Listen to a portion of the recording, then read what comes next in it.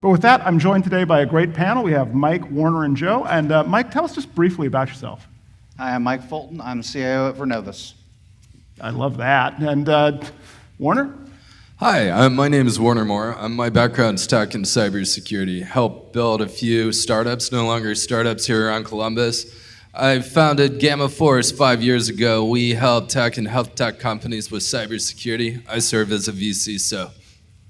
And finally, Hi, everyone. Joe Otten, Senior Director of Information Security at Fifth Third Bank. My responsibilities primarily include DLP, policy management, identity governance, and vulnerability management for the bank. Fantastic. Thank you. Well, for our panel today, we only have a couple of ground rules. Panelists will have no more than 2 minutes to respond to each question. And by doing that, each panelist should have an opportunity to talk about the conversation. We can work it around the stage, as you will. But with that, I want to start off with predictions for 2024. It is coming up, and I'm going to start with Mike. Tell us about your prediction for 2024. So as I think about 2024, and I think about kind of my role as a CIO, and then I also have a business unit hat that I wear, I think about the business's perspective on cybersecurity, on everything that's happened over the last couple of years. My prediction for 2024 is that our cybersecurity budgets are actually going to take a step back. I think we have been investing heavily in cybersecurity over the last several years. I think a lot of organizations have a lot of the basics in place, and the business is going to start to put a little bit more critical eye at our cybersecurity spend. So I think we're all going to have to spend a little bit more time thinking about where we're spending our dollars and making sure that the dollars are spent on the highest ROI activity possible in the cybersecurity space. All right, kind of a controversial take there. I'm going to let the other panelists present their predictions for next year first before we get into that. But you're saying our budgets are going to go down. All right, so Warner, what's your prediction for 2024? Too many tools, market consolidation, focus on value creation and risk management. Value, risk creation, and too many tools. Okay, I'm hearing next year's not sounding that great so far. Joe, tell us about the 2024. What's your crystal ball say? Yeah, so I'm going to focus on one of the fundamental domains of our industry, vulnerability management. I think what we've seen over the past 4 to 5 years is continued progression of new or updated standards and initiatives focused on measuring risk related to vulnerabilities, but the industry is still struggling with it, right? So I think that momentum is going to carry into the next 12, 18 months here, and we're going to really zero in on more of a consensus on how to measure risk and how to address the right things. All right, so a consensus on measurement of risk. I like this conversation.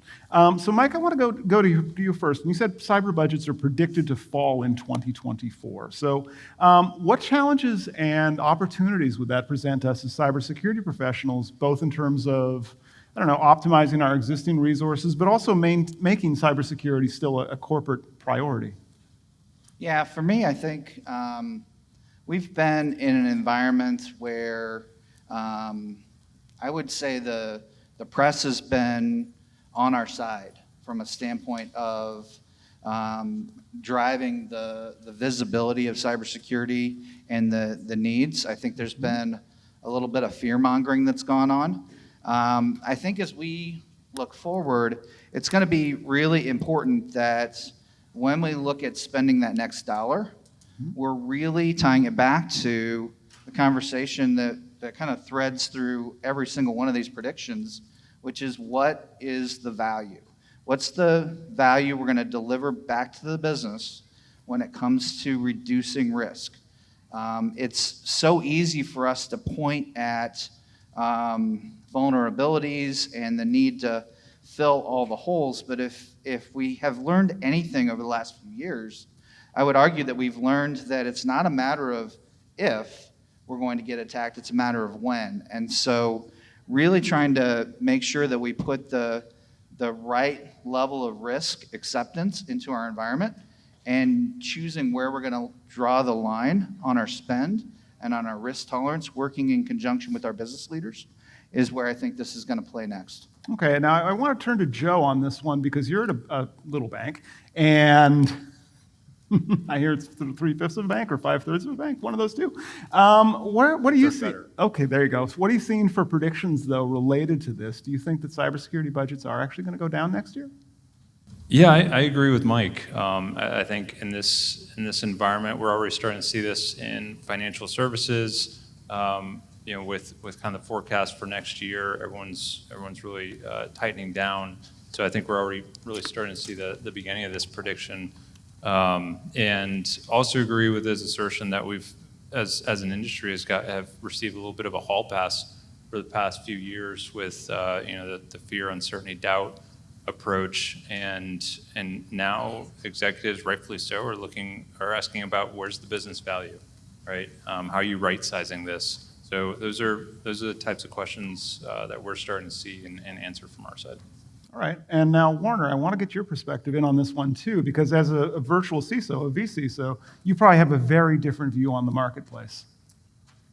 I could wax poetic about the market a long time. I will say that there are all sorts of predictions as it relates to market conditions, and the macroeconomic environment is complex, and I'm more concerned about a black swan event, but I'm not actually concerned because we can't do anything about it. Now, what I will say in B2B, business to business, we have a lot of opportunity, and that's true in cybersecurity as well.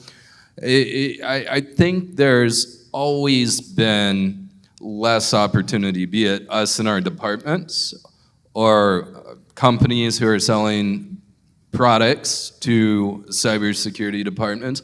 Same difference. If we're not creating value, if we're a department of no, if we're a tactical security function that's not aligned to the business, doesn't have executive presence, well, we're not creating value.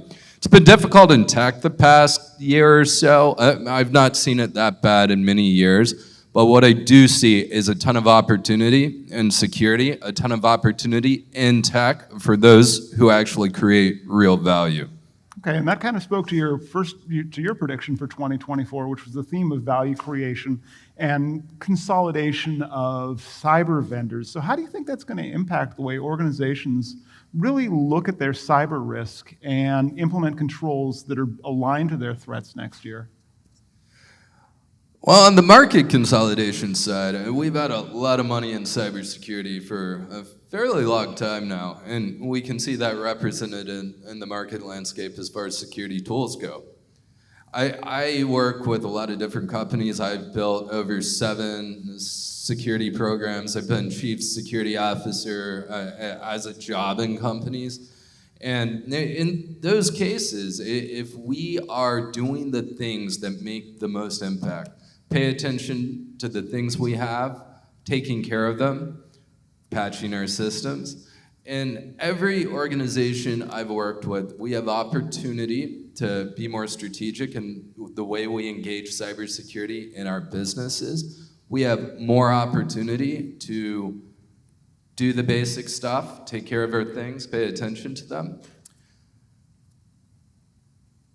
Now, once we've done all that stuff, we can get the fancy tools. No, don't get me wrong. I use tools, I build tools, but it's not about a vendor managing a portfolio if we don't have our security organization and program together.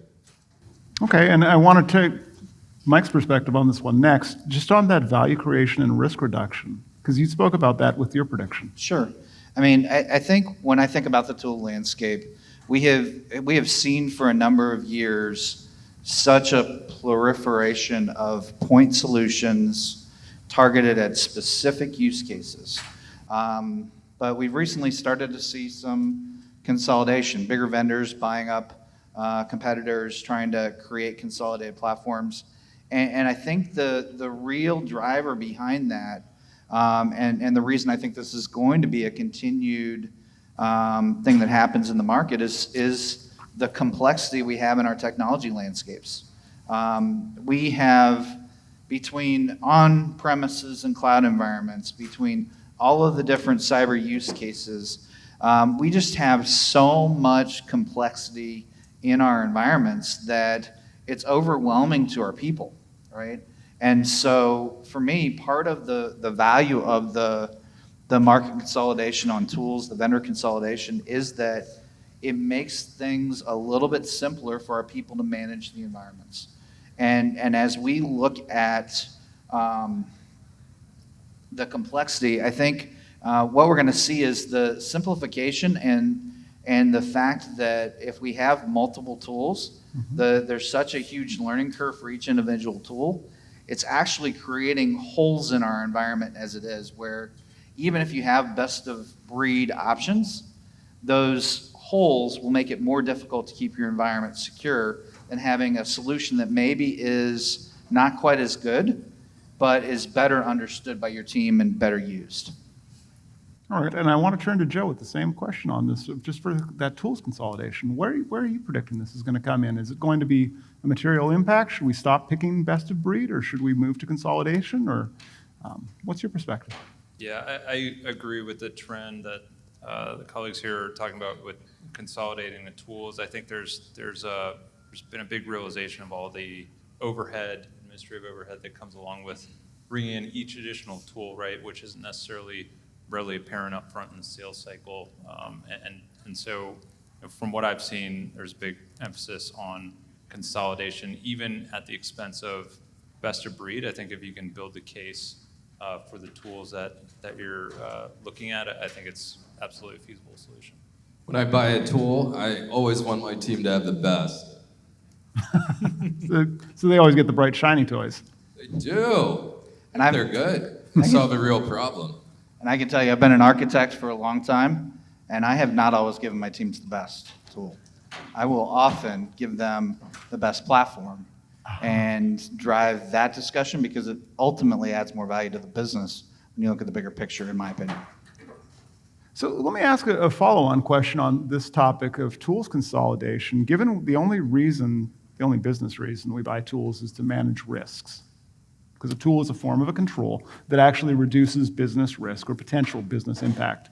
What advice would you have for those in the audience right now who are considering tools consolidation, how they would actually select which of those tools or platforms or point solutions isn't effectively managing a risk? I would start by pointing out that the proliferation of tools is actually increasing risk. So you're inherently already trying to manage risk down if you're starting from a point of multiple disparate tools, right? And one example, DLP tooling, right? If you have multiple DLP platforms across multiple channels and you're trying to implement parity of these policies across all different channels, right? That's very expensive to try to manage, bring in the expertise to manage those policy engines that are different across these tools. So if you can achieve effectively the same level of control across a fewer set of platforms, that's a win. I'll jump around on this one, because I don't think it's only risk. One of my favorite tools, Hyperproof, they didn't pay me to say that, and my favorite GRC tools, great tool, modern solution, can automate a lot of evidence collection, right? That's operational efficiency, that's operating expense reduction. Now, it's not necessarily driving the business directly, but it can enable pre-sales as well by facilitating audit process. So that's more than simply risk management, even though risk management is a part of it. I always boil down to what makes the most impact, right? Organizations, I commonly introduce SIM or logging pretty early on, right? Because if we're not paying attention to the things we probably have problems we don't know about. So depending on how we implement it, it's going to manage different risks. However, if what we're doing isn't providing, if the product that we're trying to monitor doesn't generate a lot of revenue tying to risk, it's not much of an asset, or if it's not managing data that's highly valuable and likely regulated, well, why would I invest in that at all? So when it comes to risk, I always ground in risk, but when it comes to tools, I look at it in a broader sense. Before we move on, no, nothing else? Okay, so I want to go to Joe's comments next, because I'm thinking of the release of now CVSS 4.0. I think that just came out a couple weeks ago. But you talked about a more mature vulnerability management perspective and approach, which is going to go beyond CVSS scoring. How would that actually impact the effectiveness and also just the blocking and tackling the organization of an individual company's efforts? Yeah, so if you step back and look at the landscape for a moment, if you look at last year, 2022, the number of CVEs, vulnerabilities that were identified and published, and that's public data, everyone can go look that up, but it was 25% more than the previous year. And then this year, we met that mark in Q3, right? So this year, we're also publishing more than we did last year. You look at that trend, it's been that same trend for 15 years. So on one hand, we have increasing vulnerabilities, and if you look at the assets that those are tied to, the last report I saw from a ASM firm said on average that increased 133% last year for firms. Your mileage may vary, that's an average, right? But I think anecdotally that checks out. Assets seem to be exploding most places I'm familiar with. So you have vulnerabilities increasing, assets increasing, and then you look at the folks who are responding to all that, those aren't increasing. They're staying flat at best, right? So that's the tension that the industry is responding to, and you're seeing, the latest version of CVSS, that's a start, but I think folks are looking more and more at standards like the CISA-KEV for known exploitables and EPSS for predicting what's going to be exploited over the next 30 days. And going back to the prediction, there's progressively more smart people that are performing data analytics over all of this to show what matters.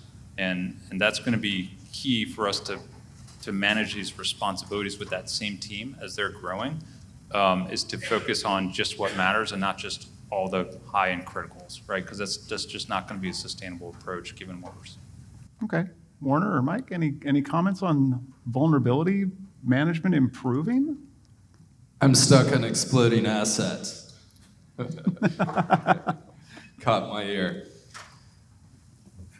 I can jump around on this one, right? I always ground in the risk formula. Asset, vulnerability, threat. Got to have those three things to have a risk. So in a larger organization with a lot of complexity, likely doing a lot of things they don't necessarily need to be doing, having more data than they need, I couldn't agree more that more sophisticated data analysis is valuable. Frameworks, we have a lot of them. I think we have evolving frameworks. Glad Security Alliance is doing good work and leading edge. I think we have a ton to figure out when it comes to AI ethics and so forth. Mostly, in most of the organizations I work with, I look to have folks on the team in the security organization who can conceptualize and contextualize the things we're talking about, right? I don't care if the risk rating in a vulnerability is 10 or critical. I care where it is in the environment, what asset it's tied to, what data is involved, and the internal risk score is going to be very different than whatever reporting source. Mike? No, I think that's a great point, Warner. I think the other thing I highlight, and I know there are a lot of people in the room that are much smarter on the topic of vulnerability management than I am, but what really struck me, I was down in Cincinnati a few weeks ago at a similar CDO magazine event, and there's a gentleman on the stage that talked about vulnerabilities, and what he shared was that these organizations are not just using the vulnerabilities that are 9 or 10 on the scoring scale. What they're doing is actually daisy chaining lower scored vulnerabilities together to get into your environments. And so that one really struck a chord for me and wasn't something I had necessarily thought much about, but the idea of leveraging 3 or 4, 5 or 6 scored CVEs to actually get in and wreak havoc I think we have to be careful about that kind of stuff too. Yeah, I think just to bring it full circle, I think that's where some of these, relatively newer models will take something that's, a 5, using that CVSS score and saying, hey, this is actually exploitable, right? So we need to bump that up and prioritize it. Sounds like magic to me, but I'd like some of that magic. So I suppose the other thing that's been on my mind as walking around the presentations this morning in some of the breakout rooms, there was a lot of conversation about artificial intelligence. And my favorite thing about artificial intelligence is we're no longer talking about the metaverse, right? That's the best thing about AI these days. But ultimately, there's a lot of predictions right now on how that's going to change our workforce, both for entry-level staff who are just getting into cybersecurity roles, who might be working in a SOC, and how AI may either eat their job or make them do their job better, faster, quicker, but also for more Software senior eat their folks. job. Right. So my question really is, as we look at the explosive usage of AI throughout 2023, how are you preparing your organization to go into 2024 without becoming the Department of No? Free question. Anybody can take this one on first. I'm so disappointed. I thought I was going to get through a session without talking about AI. Oh well. Sorry, everyone. This is It's just that happening. year. Well, there's always opportunity for smart folks, and smart folks making an impact. Jobs and opportunities change. If we look at the Dow over the past 100+ years, however long it's been around, companies 20 years ago are not the companies on the Dow now, and it changes even more dramatically as we go back. So things change. What I do believe is low-value activities will be further commoditized. Back in the 90s, we mostly killed data entry, and then I got to help kill it again at Cover My Meds. I couldn't believe parts of the healthcare industry still had data entry teams, right? Now, I think more about how we can do things responsibly, how we can implement these tools to make the world better, support our counterparts, not create bias. For me, when I think about AI and the impact on our businesses, and a little bit the impact on cybersecurity as well, I think AI is going to raise the bar, right? And what do I mean by that? We're going to need to bring AI into our organizations in large part because our competition is bringing AI into their organizations. If we don't leverage AI to drive productivity into our organizations, we're not going to be competitive in the market space. If we don't bring AI into our cybersecurity organizations, the hackers who are leveraging AI are going to get into our systems. We have to leverage AI as a way to raise the bar for everything across our organization. And that's the lens I view it from, is how are we going to use it responsibly, obviously, but how are we going to use it to raise the bar? But you're ultimately seeing it as a dual-use technology then. All right. Joe? Yeah, I agree with these points. And, in the banking industry, we're not known for diving in headfirst to new technology, right? But on this one, we have a policy to begin with, right? Like, we'll fancy a policy, but I would advise all companies to at least start there, right? Have a point of view on this and ground rules for the workforce using it. And then, from there, you can decide how you're gonna expand it in a controlled way, like Warner was saying, right? I think it's a powerful tool. I'm personally bullish on it. I'm excited by the opportunities in it. I think it will be a differentiator for employees and organizations going forward. But the key part that we all seem to be grappling with right now is what are the right guardrails around it, and I think that depends on whether you're going to have like an on-premise, your own enterprise model or something else. But what are the right guardrails so it can be governed properly and controlled properly?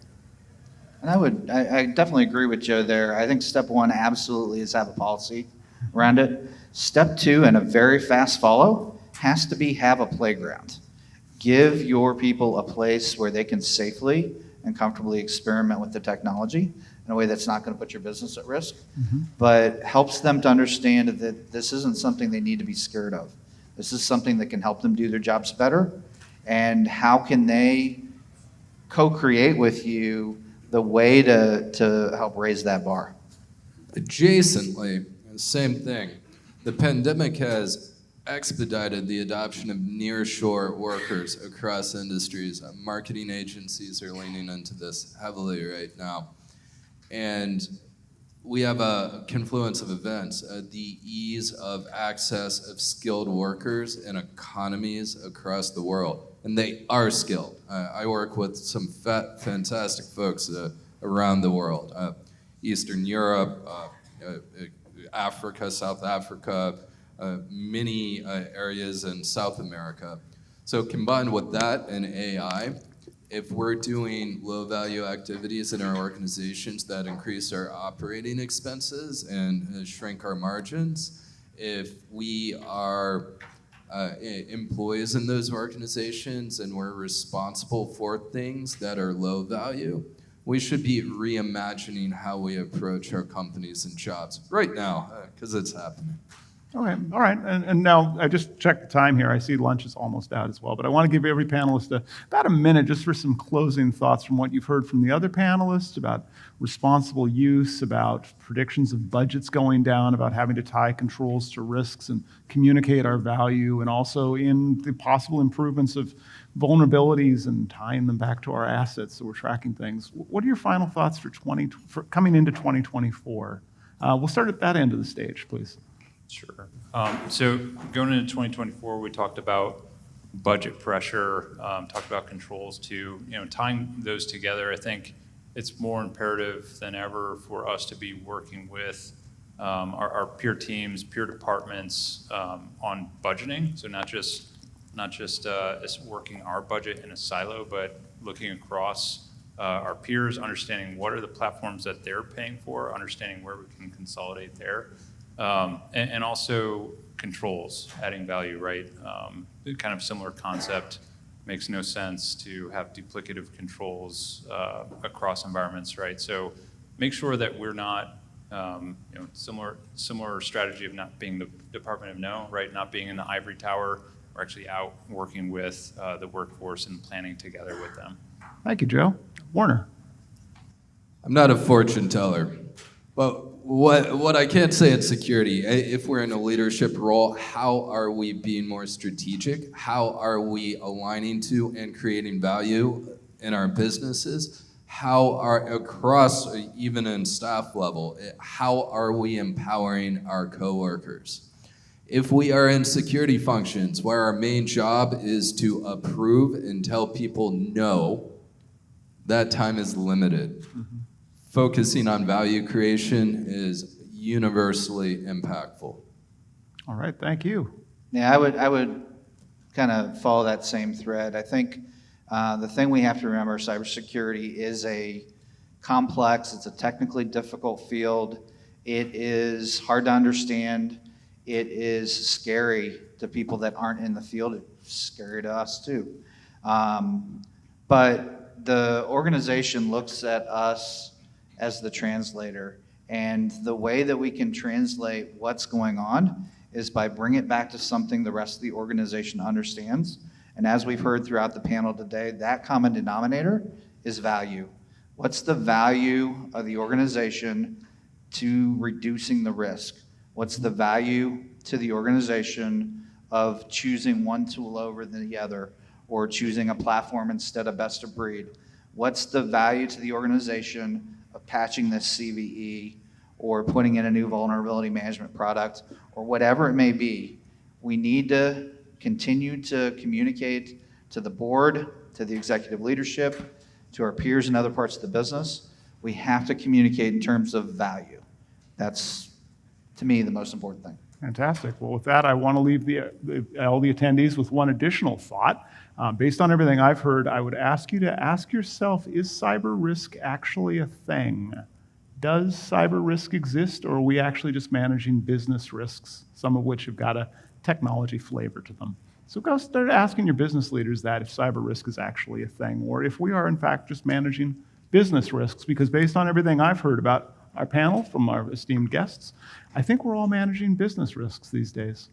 With that, I want to thank everyone. I think we've hit time, so I believe he'll tell you where lunch is. Again, thank you so much to my panelists for participating today.